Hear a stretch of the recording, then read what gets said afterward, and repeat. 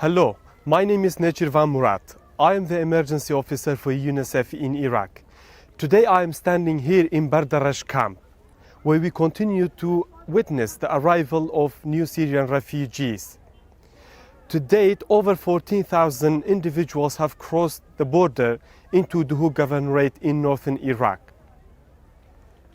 This camp was decommissioned a couple of years ago, but because of the situation in northeast Syria, UNICEF is working alongside with other partners to ensure basic necessary services are established for these new arrivals. UNICEF is working with the Directorate of Water to ensure the families have access to safe drinking water.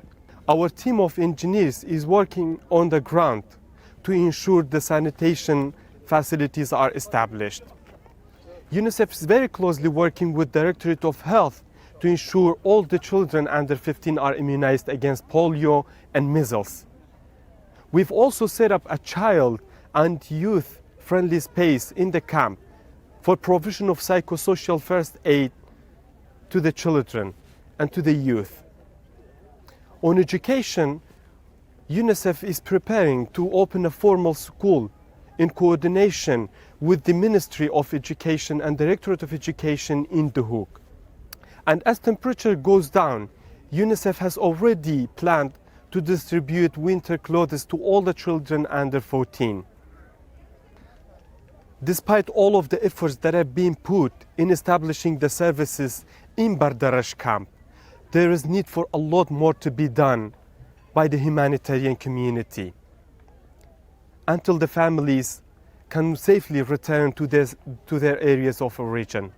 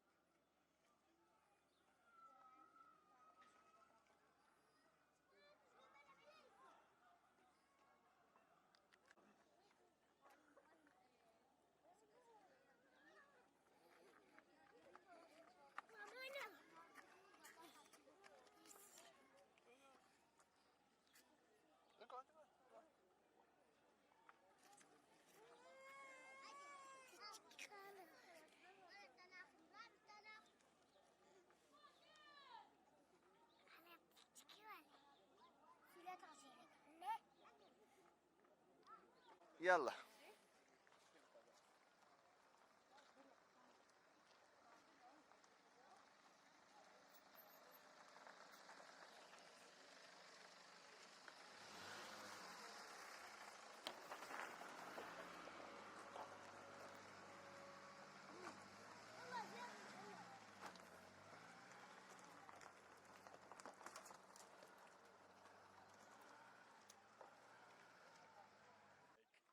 زين زين ما كذا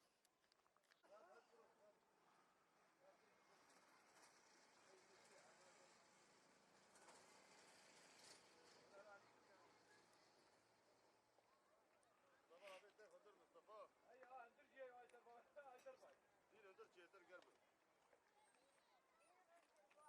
انك بالبوكس ولا يعني ما ادري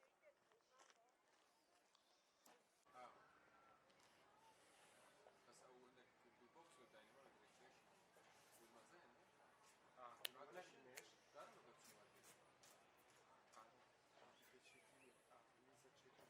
ما بتشوف روح غسل روح غسل ايدك هاي هاي لوجستيكي ما بيجا لوجستيكي ولا ناكل ولا او بالبوكس نورجع نشوف ولا او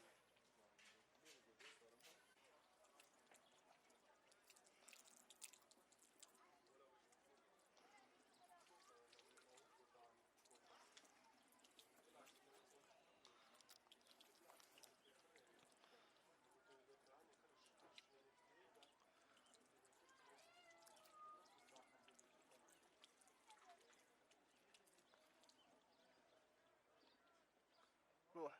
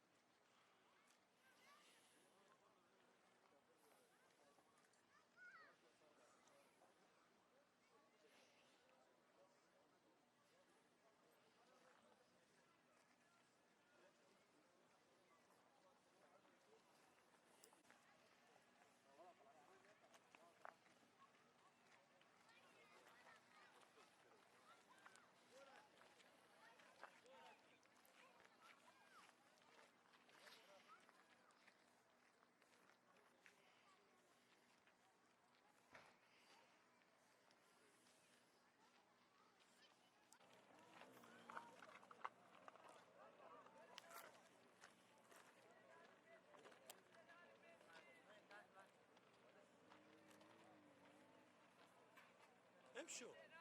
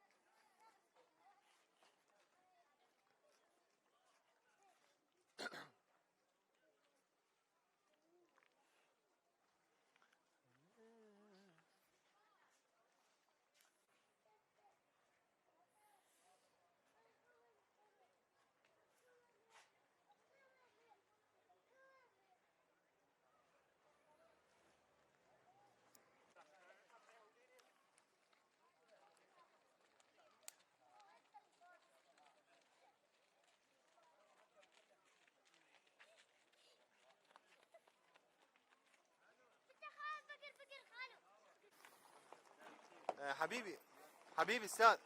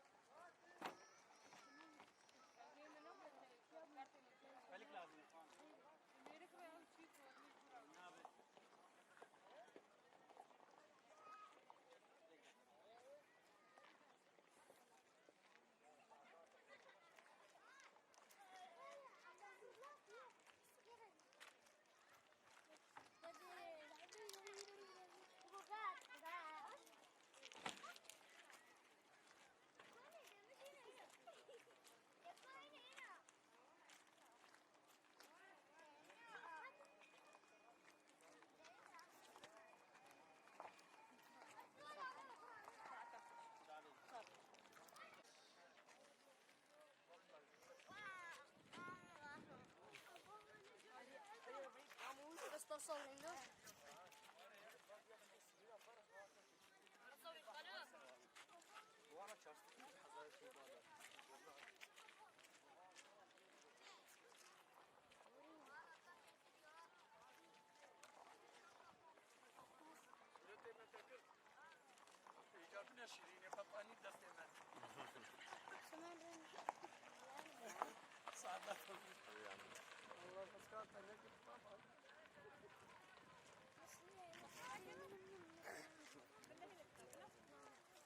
English or Arabic?